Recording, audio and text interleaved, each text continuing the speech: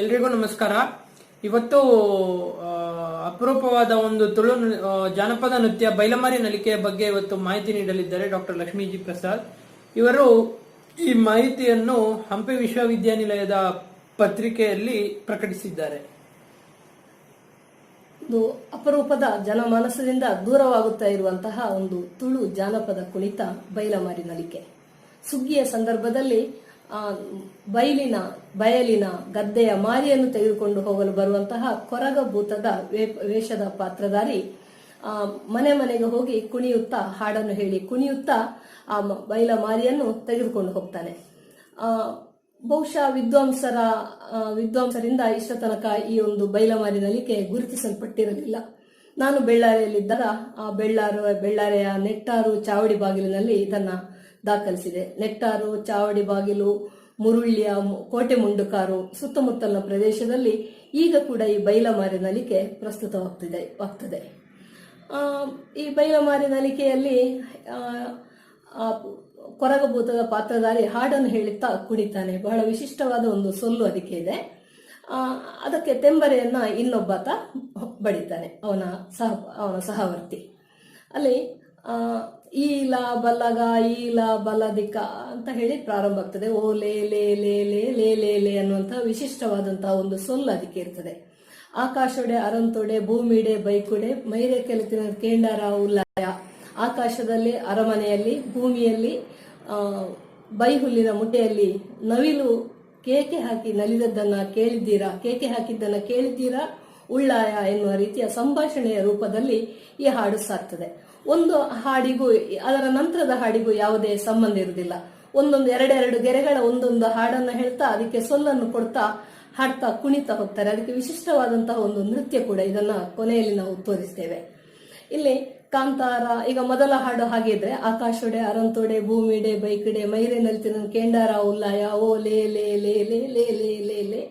ಕಾಂತಾರ ಪದ ಉಡೆ ನಾಯಿ ಬಲಿಪುಂಡು ಮುಂಗುಸಿ ಬಲಿತುಂಡು ಅಂತ ಹೇಳುವ ಹಾಡನ್ನ ಮುಂದೆ ಹೇಳ್ತಾನೆ. ಕಾಂತಾರ ಪದವಿನಲ್ಲಿ ನಾಯಿ ಓಡಿಕೊಂಡು ಬರ್ತದೆ, ಮುಂಗುಸಿ ಓಡಿ ಬದುಕಿಕೊಳ್ತದೆ ಅಂತ ಹೇಳ್ತಾನೆ. ಬಹುಶಃ ಅಲ್ಲಿ ಇಲ್ಲಿ ನಡೆದಂತಹ ಸುದ್ದಿಯನ್ನ ಒಡೆಯನಿಗೆ ಈ ಕೊರಗ ಪಾತ್ರಧಾರಿ ಹೇಳ್ತಾ ಹೋಗ್ತಾನೆ. ಅದೇ ರೀತಿ ಮುಂದೆ ಹೇಳ್ತಾನೆ, ಗಾಣತ್ತೆರು ಕೈರು ತಿನ್ಕೊಂಡು ಕೆಬಿಲ ಪಂದುಜಿಗ ಅಂತ ಹೇಳ್ತಾನೆ. ಗಾಣದ ಕೋಣ ಬೆಳೆಯನ್ನ ತಿಂದಿದೆ, ಕಿವಿ ಕೂಡ ಅಲುಗಾಡುವುದಿಲ್ಲ ಅಂತ ಹೇಳ್ತಾನೆ. ಅಂದ್ರೆ ಅಷ್ಟು ನಿಶ್ಶಬ್ದವಾಗಿ ಬಂದು ಗಾಣದ ಕೋಣಗಳು ಬಹುಶಃ ಎಲ್ಲೋ ಭತ್ತದ ಬೆಳೆಯನ್ನ ಮೇಯ್ದಿವೆ. ಆ ಸುದ್ದಿಯನ್ನು ಕೂಡ ಉಳ್ಳಯನಿಗೆ, ತನ್ನ ಒಡೆಯನಿಗೆ ಆತ ಹೇಳ್ತಾನೆ. ಅದೇ ರೀತಿ ಕೊಕ್ಕಡದ ಕೋರಿಗೆ ಹೋಗ್ಬೇಕು, ಕಂಬಳ ಕೋರಿಯನ್ನು ನೋಡ್ಲಿಕ್ಕೆ ಹೋಗ್ಬೇಕು ಅಂತ ಹೇಳ್ತಾನೆ. ಹೇಳ್ತಾ ನನಗೆ ಅದಕ್ಕೋಸ್ಕರ ಒಳ್ಳೆಯ ಉಡುಪು ಬೇಕು, ಅದಕ್ಕೋಸ್ಕರ ಒಡೆಯನಲ್ಲಿ ಒಳ್ಳೆಯ ಉಡುಪನ್ನು ಕೇಳಬೇಕು ಅಂತ ಹೇಳ್ತಾನೆ. ಬಹುಶಃ ಒಡೆಯ ಆತನಿಗೊಂದು ಒಳ್ಳೆಯ ಉಡುಪನ್ನು ಕೂಡ ತೆಗೆದುಕೊಡ್ತಾನೆ. ಅದೇ ರೀತಿ ಹೇಳ್ತಾನೆ, ಚಪ್ಪಲಿ ಸವೆದು ಹೋಗಿದೆ, ನನಗೆ ಒಳ್ಳೆಯ ಚಪ್ಪಲಿಯನ್ನು ತೆಗೆದುಕೊಳ್ಬೇಕು ಅಂತ ಹೇಳ್ತಾನೆ.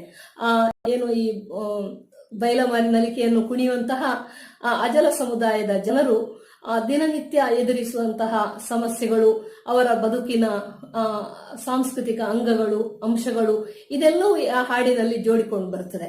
ಈ ಹಾಡು ಬಹಳ ಉದ್ದವಾಗಿದೆ, ಬಹಳಷ್ಟು ದೀರ್ಘವಾಗಿದೆ ಈ ಹಾಡು. ಅಂದ್ರೆ ಅದರ ಎರಡೆರಡು ಗೆರೆಯ ಒಂದೊಂದು ಮುಕ್ತಕ್ಕಾಗಿದೆ ಇದು.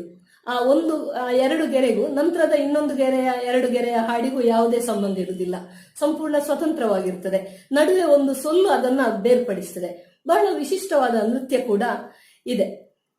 ಅದೇ ರೀತಿ ಕಾಂತಾರ ಕದಿರೋಡು ಕಡುಪಾಡು ನಂದಮಲೆ ಅಂತ ಕೇಳ್ತಾರೆ. ಕಾಂತಾರ ಕದಿರದ ಕೆರೆಯಲ್ಲಿ ಕಡು ಹಾಕಿದ್ದಾರ ಅಂತ. ಕಡು ಹಾಕುದಂದ್ರೆ ಮೀನುಗಳನ್ನು ಮೂರ್ಛೆ ತಪ್ಪಿಸ್ಲಿಕ್ಕೆ ಒಂದು ರೀತಿಯ ವಿಷವನ್ನ ಹಾಕ್ತಾರೆ. ಅದು ಮನುಷ್ಯರಿಗೆ ಅದರಿಂದ ಏನು ತೊಂದರೆ ಆಗುದಿಲ್ಲ. ಮೀನುಗಳೆಲ್ಲ ಮೂರ್ಛೆ ತಪ್ತವೆ. ಜನರಿಗೆ ಆ ಮೀನುಗಳನ್ನು ಹಿಡಿಲಿಕ್ಕೆ ಸುಲಭ ಆಗ್ತದೆ. ಅದನ್ನು ಕೂಡ ಅಲ್ಲಿ ಕೇಳ್ತಾರೆ. ಪುಚ್ಚೆ ಬಲುವಾಡು ಮೀನು ಇತ್ತುಂಡು ಉಳ್ಳಾಯ, ಪುಚ್ಚ ಬಲುವಾಡಿನಲ್ಲಿ ಮೀನು ಇತ್ತು ಉಳ್ಳಾಯ. ಹಾಗಾಗಿ ಬಹುಶಃ ಕಾಂತಾರ ಕದಿರದಲ್ಲಿ ಕಡು ಹಾಕಿದ್ದಾರೆ ಅಂತ ಹೇಳುವ ವಿಷಯವನ್ನ ಕೂಡ ಆತ ತನ್ನ ಒಡೆಯನಿಗೆ ಹೇಳ್ತಾನೆ. ಹೀಗೆ ಒಡೆಯನ ಜೊತೆಗೆ ಸಂಭಾಷಣೆ ಮಾಡುವ ರೀತಿಯಲ್ಲಿ ಆ ಹಾಡು ಕುಣಿತ ಸಾಕ್ತದೆ. ಬಹಳ ವಿಶಿಷ್ಟವಾದಂತಹ ಒಂದು ನೃತ್ಯ, ವಿಶಿಷ್ಟವಾದಂತಹ ಹೆಜ್ಜೆಗಳು ಕೂಡ ಇದಕ್ಕೆ ಇದೆ. ಇದನ್ನು ನಾನು ಬೆಳ್ಳಾರೆಯ ನೆಟ್ಟಾರ ಚಾವಡಿ ಬಾಗಿಲಿನಲ್ಲಿ ದಾಖಲಿಸಿದ್ದೇನೆ.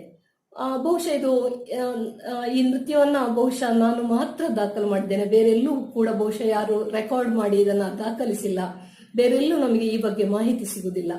ಇದನ್ನ ನನಗೆ ಬಾಳಿಲದ ಅಜಲ ಕುಟುಂಬದವರು, ಕಾಂತು ಅಜಲ, ಅವರು ಇದರ ಎಲ್ಲ ಹಾಡುಗಳನ್ನ ಸಂಗ್ರಹಿಸಿ ನನಗೆ ಕೊಟ್ಟಿದ್ದಾರೆ. ಆದ್ರೆ ಅವರ ಇನ್ನೊಬ್ಬ ಮಹಿಳೆ ಅಲ್ಲೊಬ್ರು ಹೇಳಿದ್ರು, ಇದು ಕೂಡ ಈ ಹಾಡುಗಳು ಮಾತ್ರ ಅಲ್ಲ, ಇನ್ನೂ ಒಂದಷ್ಟು ವರ್ಷನ್ಸ್ ಇವೆ, ಇದಕ್ಕೆ ಪಾಠಾಂತರಗಳು ಇವೆ ಅಂತ ಕೂಡ ಹೇಳಿದ್ದಾರೆ. ಆದ್ರೆ ಅದನ್ನು ಸಂಗ್ರಹಿಸಲಿಕ್ಕೆ ನಮಗೆ ಸಾಧ್ಯವಾಗಲಿಲ್ಲ. ಈಗ ನೀವು ನೆಟ್ಟಾರು ಚಾವಡಿ ಬಾಗಿಲಿನಲ್ಲಿ ನಡೆದಂತಹ ಕುಣಿತವನ್ನ, ಬೈಲಮಾರಿ ಕುಣಿತವನ್ನ ನೋಡಬಹುದು. ಈ ವಿಡಿಯೋ ನಿಮಗೆ ಇಷ್ಟವಾದಲ್ಲಿ ಲೈಕ್, ಶೇರ್ ಹಾಗೂ ಸಬ್ಸ್ಕ್ರೈಬ್ ಮಾಡಿ. ಮುಂದೆ ಕೂಡ ನಾವು ತುಳುನಾಡಿನ ಬೇರೆ ಬೇರೆ ವಿಚಾರಗಳ ಬಗ್ಗೆ, ತುಳು ಸಂಸ್ಕೃತಿಯ ಬೇರೆ ಬೇರೆ ಮಜಲುಗಳ ಬಗ್ಗೆ ತಿಳಿಸಲು ನಿಮ್ಮ ಮುಂದೆ ಬರ್ತೇವೆ.